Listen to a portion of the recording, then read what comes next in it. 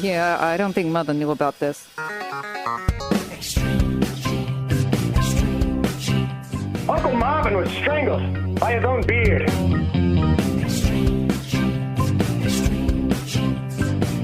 Yeah, you never saw it coming.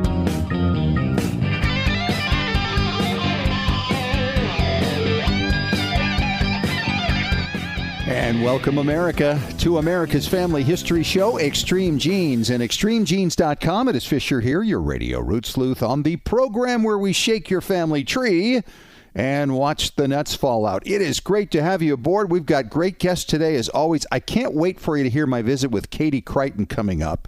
She's a researcher at Legacy Tree Genealogists, and she's going to tell us all about mortality schedules. These are things that are attached to the censuses over the years and are easily overlooked.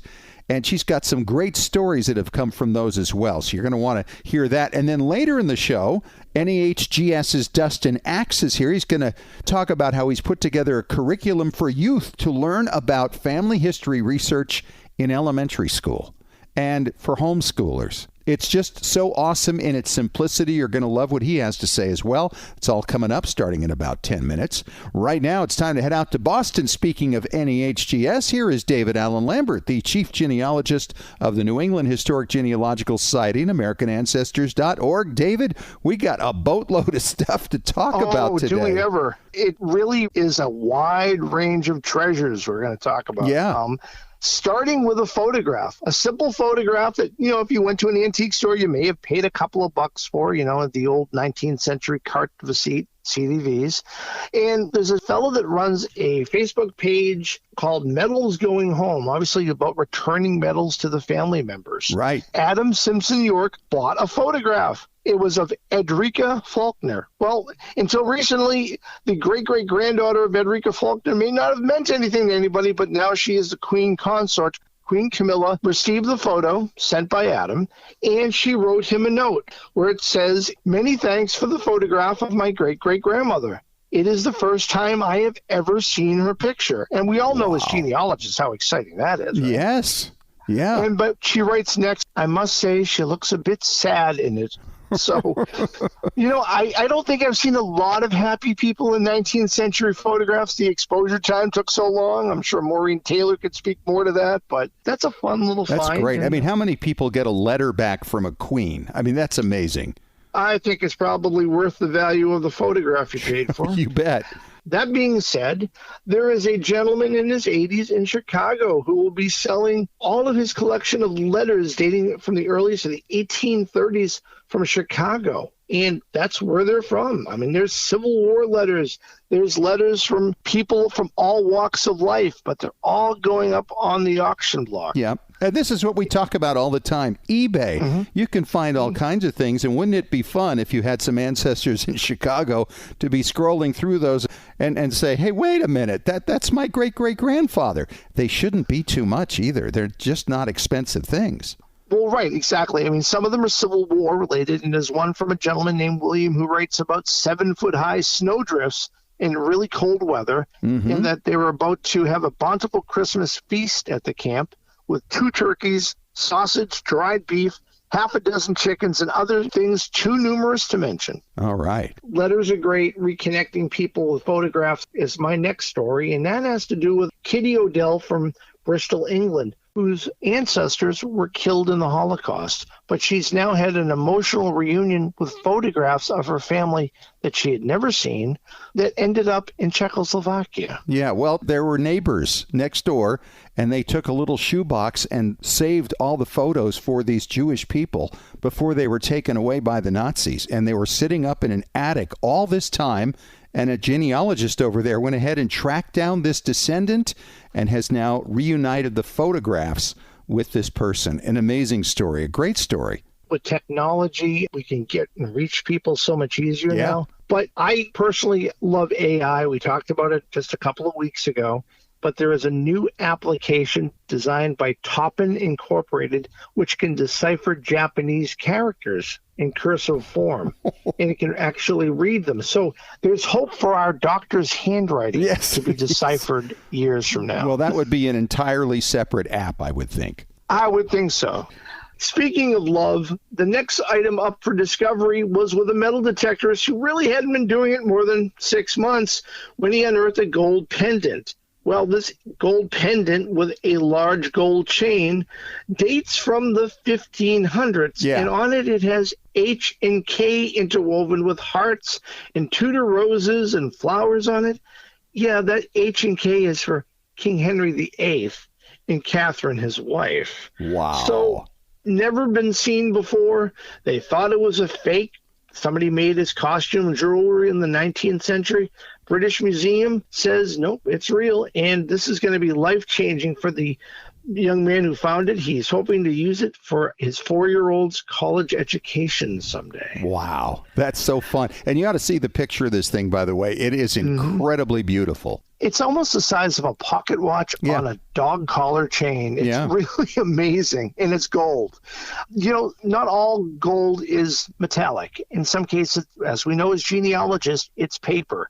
And the UMass Amherst out my way is about to digitize 787 volumes, Fish, of the New England Yearly Quaker records dating back to the mid-17th century. Wow. This is How great. many tens, maybe even hundreds of thousands of names and dates are going to be in this?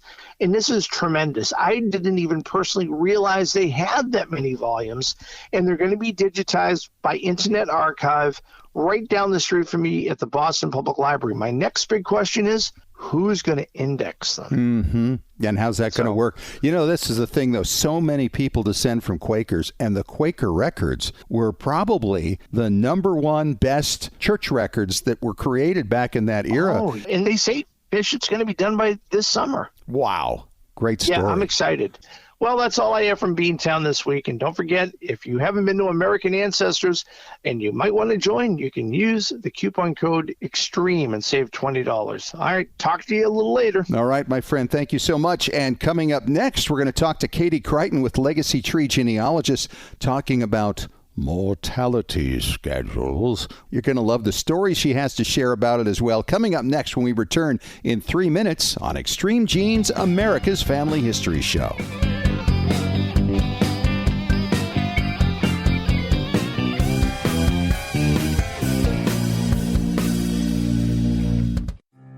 Have you hit a brick wall in your family tree? Are you unsure how to use your DNA test results to resolve a research question? Do you want to travel where your ancestors walked and need to find details before you go? Need help joining a lineage society? Whatever your genealogy research question, the answer is Legacy Tree Genealogist. Legacy Tree Genealogist has been helping clients all over the globe discover their story since 2004. Legacy Tree has carefully selected and trained professionals who specialize in hundreds of countries and languages, as well as probate research and DNA analysis. And when you need experts on the ground in the countries where your ancestors came from, Legacy Tree Genealogists calls upon its global network of on-site researchers who know the local language and how to get their hands on the records you need.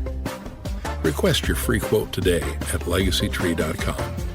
That's legacytree.com. Hi, Genies. Fisher here, and I hear from so many of you all the time that I love all those family stories on Extreme Genes. Where can I find ancestor stories like those? The best answer? Digitized newspapers. And nobody has more digitized newspaper pages than newspapers.com. Newspapers.com has well over 800 million searchable pages from the United States and countries all over the world. Find those valuable obituaries and marriage accounts, often with photographs. Read your ancestors' funny stories, sad stories, and sometimes shocking stories. It was from newspapers.com that I learned about how my grandfather rescued a boy from a flooded lake during World War II. In another account, I learned that my wife's ancestor ran off with the wife of a farmhand and stole over $20,000 in the process. Newspapers.com is like that box of chocolates we always hear about. You never know what you're going to get. What will you find? Sign up now at newspapers.com. Genies, our friends at BYU TV have a new series out created just for us, family historians. It's called How I Got Here. It's a fast-paced travel show where young adults accompany their immigrant parents back to where they came from, their countries of origin. These are 10-day trips of a lifetime where these parent-child duos relive the sacrifice, struggle, and circumstances that led their families to leave to where they are now. There's a new episode every week with visited countries including Italy, Serbia, Mexico, Chile, Israel, Slovakia, and Ghana. BYU TV is on Roku and Fire Stick, online at byutv.org, or through the BYU TV app. How I Got Here is available now with a new episode every week. Feel the impact this journey has on those who grew up not knowing. And just a warning, keep a box of Kleenex nearby. You're going to need it.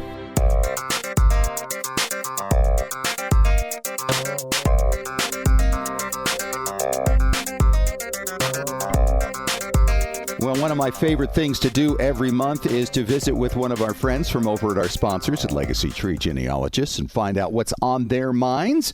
And this month we talked to Katie Crichton. She is a Legacy Tree researcher and has recently written a blog about mortality schedules. And we're going to get into what they are, how long they've been around, what you can find in there. But I just wanted to get into Katie's head here. First of all, Katie, tell me about why you wrote this blog. What was your incentive for this? Well, for me, it all kind of started with a collateral relative of mine who I discovered who died of scarlet fever in 1859, and her name was included in the 1860 mortality schedule in Ohio. When I was looking at the local schedule, I noticed that a large proportion of the reported deaths in the area represented children, all suffering from that same disease. Wow. Yes, I was really curious about that percentage, and so I expanded the study and examined all of the mortality schedules in the state of Ohio that year. And in doing so, I discovered that there was actually a scarlet fever epidemic. There were nearly 4,000 people who died of scarlet fever in Ohio in 1859 and 60, and that accounted for about 16% of the reported deaths for the entire state. Some of the counties, the percentage was as high as 50%. Wow. The numbers you're talking about are horrific. Right. It's hard to imagine, right?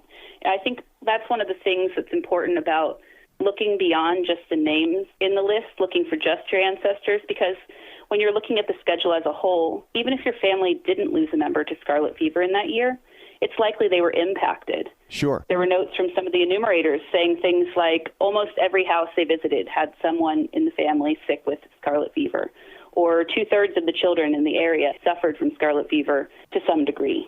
Wow. And you think of all the parents that were lost and the orphans made and the widows and widowers created. I mean, what a mess. That's horrendous. So let's talk about, for people who aren't familiar with mortality schedules, just what does that mean? Well, the mortality schedules, they were supposed to be a list of all the people who died during the previous year. Right. So it's from April, or the date of the census, from 1859 to 1860, for example. It's not actually a calendar year, but 1 year extending back from the date of the census. 1850 is the first year for it. Okay. How did it change through the years? Well, the first schedules just included basic information like name, age, gender, color, whether the person was free or enslaved, marital status, their place of birth, month of death, occupation, the cause of death, and the number of days that they'd been ill. But over time, they added more categories. Like in 1870, after the Civil War, the question about the freedom status was, of course, removed. Sure. But 2 additional columns were added. There was one that linked the individual to the family number in the population schedule, which makes it a lot easier to figure out which family a person belonged to. And another column was added asking whether the decedent's parents were born outside of the U.S. Ah. In 1880 is when they really added a lot of information. These are the best schedules that you can look at. They include detailed places of birth for both of the decedent's parents, how long the decedent had lived in the county that they died in, where the fatal disease was contracted if it's outside of the county of death, the name of the physician who attended the person at death, and the residence of the decedent's family or the decedent's place of death if either was outside of the enumeration district. I mean, that is a monstrous amount of information. And if you're researching your dead, especially if you're researching children, sometimes they're born between census records and they die between census records. But in this particular instance, they could actually have died in, say, the year that ended with a 9, but be listed in the mortality schedule attached to a given census in the 10th year, right? 1860, 1870, 1880. And you can gather information on that person. I had a similar thing come up here, Katie, many years ago.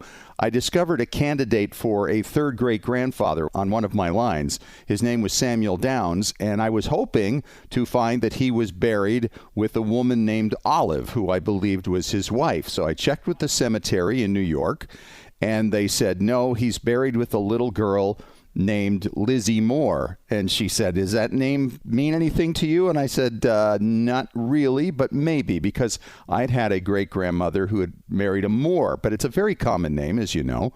So I had to research who this little girl was, and it turned out that this little girl had been the daughter of my great-grandmother in her first marriage. And I didn't know about her. So finding this possible person as my ancestor led me to the little girl, and the little girl helped me identify that, yes, this had to be my ancestor. But she showed up in that 1870 mortality schedule attached to the census. And that was one of the great clues that tied me into the fact that, yes, this was the little girl that belonged to my great-grandmother. And I had no idea she'd had this child. So it was great to be able to add her to the family. And it was largely because of this mortality schedule. And then from there, of course, I was able to look for the death record. But it was a huge boon to be able to figure that out and find out what she died of, that type of thing. Right. I think that's one of the really great benefits of it. Sometimes they contain information that you're not going to find anywhere else. Right. Yeah. They are unique, and that's a huge thing. So if you haven't checked them, you've got to do that. When did these get phased out, by the way? Well, it sort of depends on the area. Okay. And so the way that it worked was that when cities or states reached a certain level of compliance with vital records requirements, then they were able to phase out the mortality schedule. So like in 1800, Massachusetts and New Jersey both already recorded deaths statewide. Okay. And so they were less concerned with those places, whereas by 1900, there were 10 states, the District of Columbia, and a lot of large cities in other areas that didn't fall into those states that complied with vital records requirements. By then, it was about 40% of the population of the continental United States would be recorded in one way or another when they died. It was in 1902 that the Census Bureau was actually authorized to collect copies of vital records directly from registration offices nationwide, and at that point, the mortality schedules were phased out completely. Sure. Though it doesn't mean that they were complete, because unfortunately, it wasn't until 1933 that they actually considered the deaths nationwide were complete and reliable. Interesting. I mean, it's hard to imagine that the country started in 1776, and a lot of times we think, oh, well, all those records are out there for us to be found, and in some places that's true. They started fairly early. New York City certainly had early death rolls going there for many, many years, but there are many places that's just about impossible to find anything like that. And, of course, later on, you finally started to see on death records the names of the parents, in addition to all kinds of other information, where people were born. It's not just a list of the name, how old they were, and what their address was, and who the mortician was. It's interesting to see how, over time, the nation said, wait a minute, we don't have a very good handle on where our people are, where they died, and what's going on. And it had a lot to do with health, everything to do with health. It's true, though the mortality schedules actually have a lot to do with a genealogist, oddly. Lemuel Shattuck, who was from Massachusetts. He was a teacher and a genealogist, and he's actually one of the founders of NEHGS. Okay. Through genealogy, he developed an interest in statistics and founded the American Statistical Society in 1839. And it was between the American Statistical Society, the Massachusetts Medical Society, and the American Academy of Arts and Science. All three of those organizations led the efforts to collect vital statistics in Massachusetts. And Lemuel Shattuck also developed the census schedule for the city of Boston in 1845, which laid the foundation for modern censuses. That was the first census that included the names of all individuals in the household and not just the head of household. And because of the things that Shattuck had done in these instances, he was asked to participate in the creation of the mortality schedules for 1850. Really? I had no idea. That was a great education there. Of course, Shattuck is an old Massachusetts name, goes back to one of the founders of Nantucket. That's a great contribution on his part. Yes, he was an amazing man. So for people to find the mortality schedules, very simply, where do they go? Well, they're available both through Ancestry and on Family Search. But I highly recommend people look at Family Search because some parts of the mortality schedules are missing. Like when I did all of the schedules for Ohio in 1860, there were whole sections of counties that were missing from the Ancestry schedules. So there would just be a few pages, but parts were missing. Or for 1880, for example, there was a portion where the enumerator had to visit the physician who had attended the person at their death. And so there's a part on the back of the form where he went and visited the doctors who confirmed or clarified causes of death. And none of those pages are on Ancestry. They're only at Family Search. And they add some really fascinating information sometimes, where a family might give a cause of death that's completely different than what the doctor actually believed. I have an example where a family said that a woman had died, I believe it was intestinal blockage, and it turned out that she had really tried to cause an abortion. Oh. And unfortunately, yes. So I think the family might have been covering for what the real story was. Interesting. Key point here, and that is, of course, Family Search is a great complement to Ancestry.com. It's free. You do have to create an account for yourself there, but it is free. And you'll often find things on Ancestry that you don't find on Family Search, and things on Family Search that you don't find on Ancestry. So it's great to work with both, and I work with both all the time because it's just things like you just described. It makes a huge difference. And sometimes you'll even find that the indexing of the censuses are different from one to the other because of interpretation. So you can look up a name that appears on Ancestry but not on Family Search, or vice versa. It's absolutely true. Katie, thank you so much for sharing all this. This is really thought-provoking, and I'm sure it's going to be helpful to a lot of people. Thanks for coming on. Well, I really enjoyed this. Thanks for having me, Scott. All right. And coming up next, speaking of NEHGS, we're going to talk to Dustin Axe. He's got a youth education program going on at the New England Historic Genealogical Society you're going to want to hear about when we return in 5 minutes on Extreme Genes, America's Family History Show.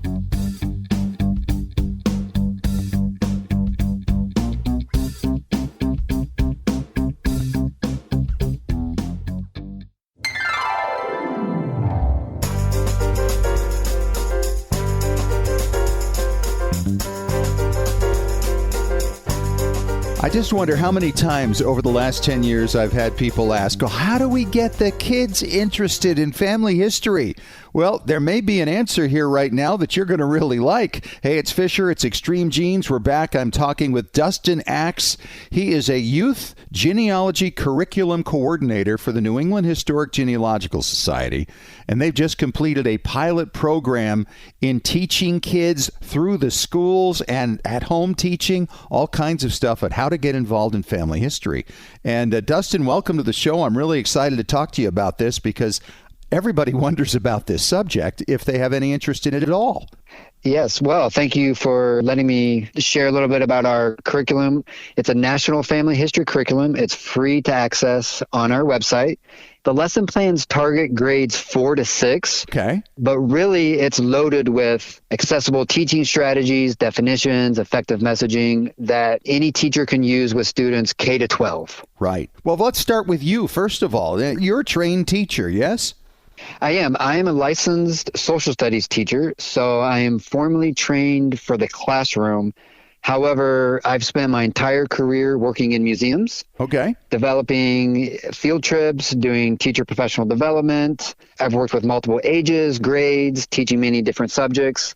I'll say that I've spent most of my career working in a science museum, the Museum of Science and Industry in Chicago. Okay. And I say that because my experience developing and implementing science programs has really informed my approach to helping do the same for genealogy. Okay. So you can imagine when you learn science through hands-on, inquiry-based activities, and history is the exact same way. Sure. And genealogy puts students at the center of that. And you learn science by doing science. Right. And you learn that it's a process of experimentation. History is the exact same thing. Yeah, I think you're absolutely right. And for people who are curious about this, this is not a course created for your child necessarily at your home to sign up at AmericanAncestors.org. This is for teachers to bring into the classroom, for parents who homeschool their kids. And this is a real broad outreach thing. Now, there are a lot of questions that come up when we talk about something like this, Dustin. I think we need to answer, because obviously a lot of people are thinking, oh, well, how are we going to get my kids signed up for one of those expensive online sites? What about online trees? They got to learn the technology. This doesn't go there. This actually starts at the best part first, right? Dessert first, the stories. That's right. It begins with what I've been calling dinner table genealogy, as opposed to where a lot of teachers have students begin with paper trail genealogy. So you can imagine there are a lot of students. If you're a teacher teaching a group of 30 kids, half of them aren't going to want to research their family tree or put together a multi-generation chart, or they just simply can't because of brick walls. They don't have the research skills. And then you have the other half of the class who can fill out a nice tree or multi-generation chart, but they're probably going to go home and copy it from a relative. Sure. In both of those cases, the students haven't learned any research skills and they haven't went through the process. So instead, I have the students begin at home, looking for simple sources around the house, family history related objects, photographs, heirlooms, interviewing people they know, and not getting hung up on the process of looking for sources, because that's when genealogy for students can become very inaccessible. You know, what you're saying here is something I just blogged about myself recently on my weekly Genie newsletter, and that is there is a difference between genealogy and family history. Genealogy is a part of family history, but it is only a part of it, right? There are many other things. There are the photographs, there are the heirlooms, there are the stories, and the genealogy is simply the framework of the family going back. So I love the idea you start with the stories, because that's what we hear about all the time. That's what people want to hear. They don't just want the names and the dates and the places. They want to know why somebody moved from this country and came here, or what they left, or what were the tragedies people overcame. And in the case of children, I mean, I think of all the people I've spoken to over the years who say, oh, I wish I had asked my grandfather this question, or my aunt that question. And here's an opportunity for them to actually do so and get something that will be with them potentially for the rest of their lives. That's right. You know, in researching the curriculum, we try to identify what students know about genealogy already. They're natural genealogists. They ask questions, they hear stories, but they don't see that as being formal research. Yeah. So with just a little training and a little understanding of the whole process, then they can start to ask specific questions. They will document it, make connections, and do just what you're saying. You know, the other thing I thought about was, you know, here are kids sometimes that were adopted or have been given up and have had real rough childhoods, and you're not going to have maybe some pleasant experiences for them to go home to, but I would imagine that every kid has somebody that they can ask questions of and stories, somebody they trust, and have a good experience. That's right. And actually, that's one of the key strategies in the curriculum, that we make sure students understand that they can research anyone they consider part of their family. And in fact, I have students as a class create their own open-ended definition of family that includes any family configuration, many different types of interpersonal relationships, so students know not to compare their families, that it's okay if you have big families, small families. Families change, they get bigger, they get smaller. That's okay. Research who you want. There's no pressure to share anything you don't want to share. And in fact, this is a key part of the curriculum too. And I think this will especially resonate with teachers. The goal of the curriculum isn't necessarily for students to research the specific details of their family. The goal is for them to learn the research skills in order to do so.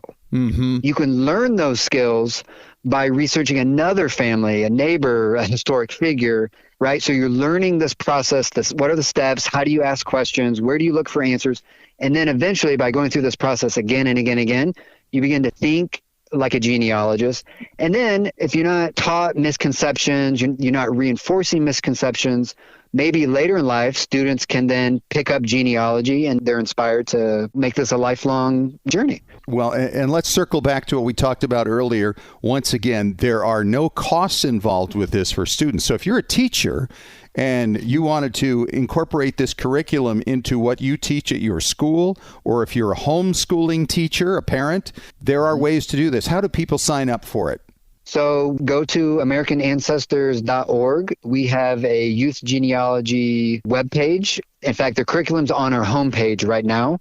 You can go there. The curriculum's free to download. There's a Google Slides presentation. You can edit all the worksheets in Google for free. And in conjunction with the curriculum, I host free teacher professional development workshops. So you can register for one-on-one trainings with me, where we can brainstorm a one-on-one plan for your homeschool group, for your school, for your genealogy society, any K through 12.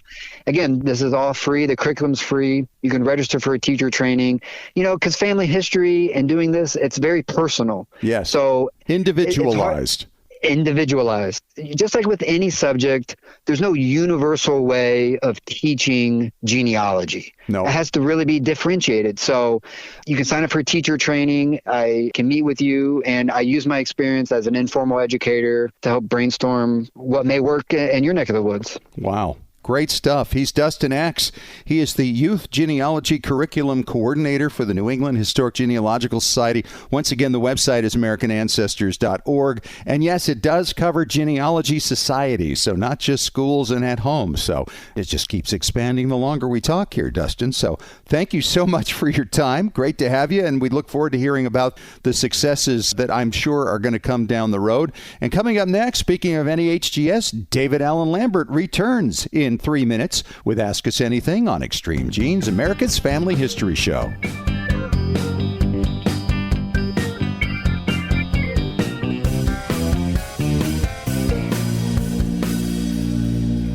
Hi, Genies. Fisher here, and I hear from so many of you all the time that I love all those family stories on Extreme Genes. Where can I find ancestor stories like those? The best answer?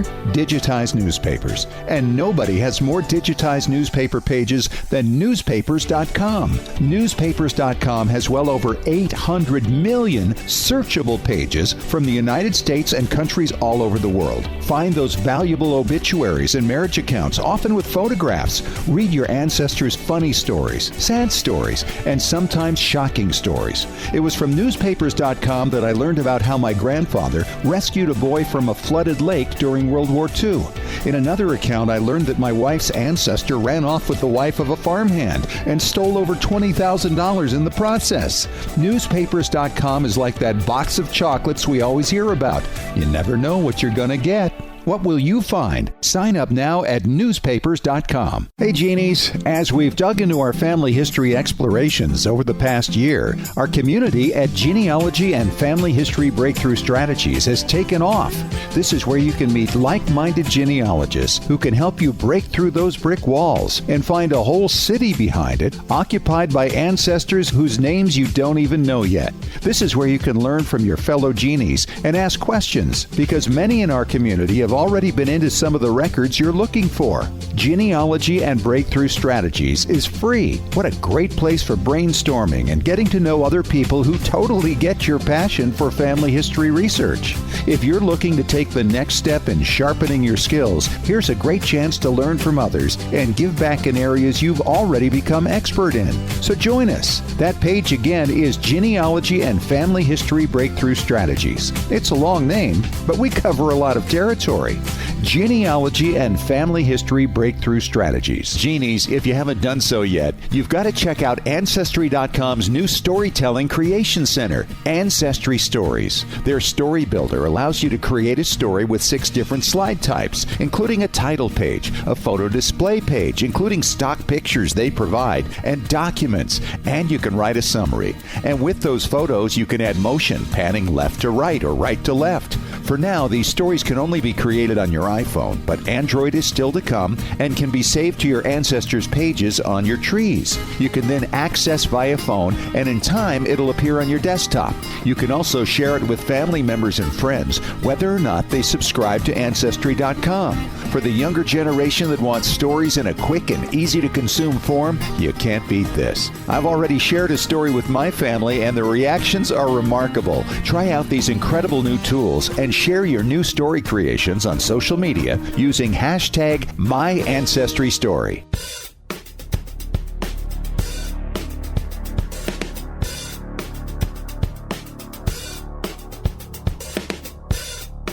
All right, let us continue with Ask Us Anything on Extreme Genes, America's Family History Show on extremegenes.com. Fisher here. David Allen Lambert is back from the New England Historic Genealogical Society and AmericanAncestors.org. And David, this question comes from Mel in Austin, Texas. And Mel says, guys, here's another New York question for you. Boy, we've been getting a lot of those lately. That's good. I've been trying to research where my ancestor may have gone to school in the city in the 19th century. How can I do that? And what is the difference between a primary school and a grammar school? That's interesting, Dave, because public schools is usually how schools in New York City are known, right? PS 122, PS 49, that kind of thing. But there is a difference when you look at schools from the 19th century. A primary school was for the real young ones. But what I was surprised when I looked at these things some time ago was that you stayed in primary school till about the age of 12, and then you went to grammar school. And the difference was that in primary school, you got about 7 years from the age of 5 or 6 up to 12 of studying reading, writing, and arithmetic. The old song, right, about taught to the tune of a hickory stick. And then once you're done with that, then it's off to grammar school, and then they talk about literature and advanced mathematics and that type of thing. And you're done by the age of 14 or 15. And at that point, you either go to a more advanced education or you go off to the workforce. And so I guess child labor wasn't such a big deal at 14 or 15 back in those times, you know?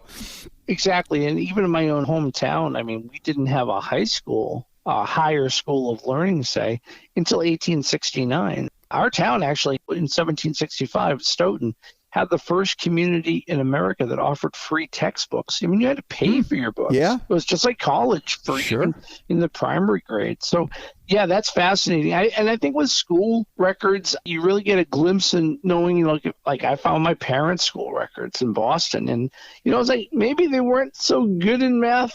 You know, you did lousy in math. Well, maybe your grandfather did lousy in math, too. Right. Find out. Right. Absolutely. Well, the interesting thing, too, is in New York, first of all, they're not saving hundreds and hundreds of thousands, millions of kids' school records from the 19th century. It's very difficult to find things there. However, you could find, if your student was really good, maybe they graduated at the top of their class and they're mentioned in a graduation article in one of the newspapers. And, you know, once again, we go back to newspapers.com and we find things like that. It's fantastic. I found out, for instance, where the schools were built around the area. And a lot of the schools in New York City, by the way, are still located on the exact same property that the 19th century schools were. Often the numbers have changed. But yeah, in fact, my grandfather grew up in Harlem on 117th Street back in the 1880s and 90s. And the school he went to, which was PS 57, but back then it was known as Grammar School 57. And by the way, it had a primary school unit there. Some of the schools separated. There was a separate primary school and some of them were separate grammar schools. But some of the schools had them all in the same place, and they were often separated by male and female. And and so Public School 57 sits on the same place that Grammar School 57 did in the 1890s when my grandfather went there. So you can kind of go through and figure out, okay, well, let's look at the old newspapers. Let's find out when schools were built. You can find listings of them in various places as you get into research and kind of determine at least the most likely place your person went. So good luck with your journey on that. It's really a lot of fun to think about and kind of determine also from maps what would have been the closest place for your person. So thanks for the question. We've got another one coming up next when we return in 3 minutes on Extreme Genes, America's Family History Show.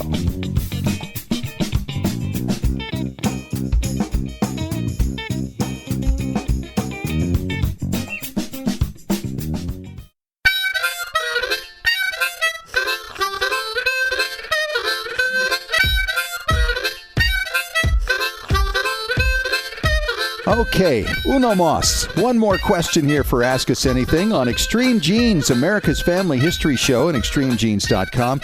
David, this looks like it's for you. It's from Camille in Lexington, Kentucky, and she says, Fish and Dave, I recently found my ancestors' last will and testament from New Hampshire, up in your neck of the woods, from 1796. He had a lot of land in different places. How will I ever find out where all these places were? Camille.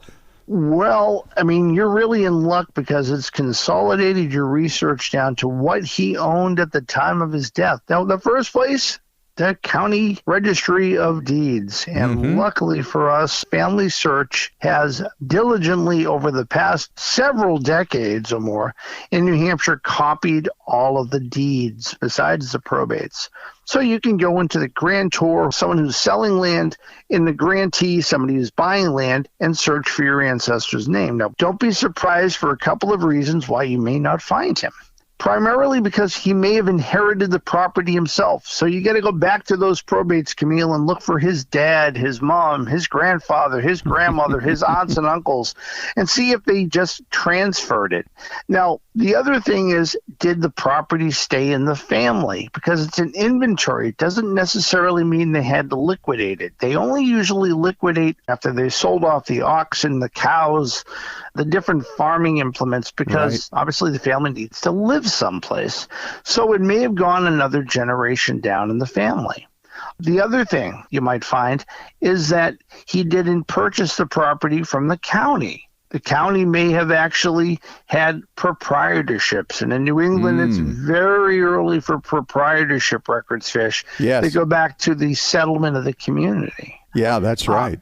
And the other thing you need to know is when your county formed and what other counties it was a daughter from, because that 1796 probate could be for a county that, for instance, in New Hampshire, every county in New Hampshire prior to 1771 is one. It's Rockingham County. So if he bought the land back then, that's in the old provincial deed. So and maybe that's a little bit more information than you may have expected, but looking at the deeds first, probate second, and then the other thing, go to the local historical societies. Historical societies in New England and, of course, elsewhere in the United States are great for having maps. So they may know where that sawmill is or that marshland that they're talking about because, well, they're still in the community and they may know who it transferred over to. Wouldn't it be great to not just have your ancestors probate? You can't own his possessions, but you can stand on one of them if you can find out where the land is. That's right. Wouldn't that be fun? Yeah, and I think we've all kind of done that at one time or another. Oh, sure. It's amazing to pick up a rock from a place and just stick it in your pocket and go, yeah, this was from my person's place. That's a great question. And you know, those proprietorship records, it's kind of funny because there are a lot of people who wound up receiving land for things like that who never stepped foot in it in their entire lives and wound up selling it off, you know. So as you were talking, David, I'm thinking, oh my gosh, this is going to be a years-long project for somebody. So thank you for the question, Camille. David, thanks once again for your expertise, as always. And pleasure. We will talk to you again next week as we get closer and closer to Roots Tech this year. I'm so looking forward to that. Me as well. Well, until next time, my friend. All right. Thanks once again to our guest, Katie Crichton from Legacy Tree Genealogist, talking about those frightening mortality schedules. What's in them? Hope you caught that. And Dustin Axe also. He came on from the New England Historic Genealogical Society talking about his youth genealogical curriculum that he's put together so you school teachers can actually get kids into their family history young and get their interest going. If you missed any of this, of course, catch the podcast. It's on iHeartRadio, Spotify, ExtremeGenes.com, TuneIn Radio, and Apple Media. We'll talk to you again next week. Thanks for joining us. And remember, as far as everyone knows, we're a nice, normal family.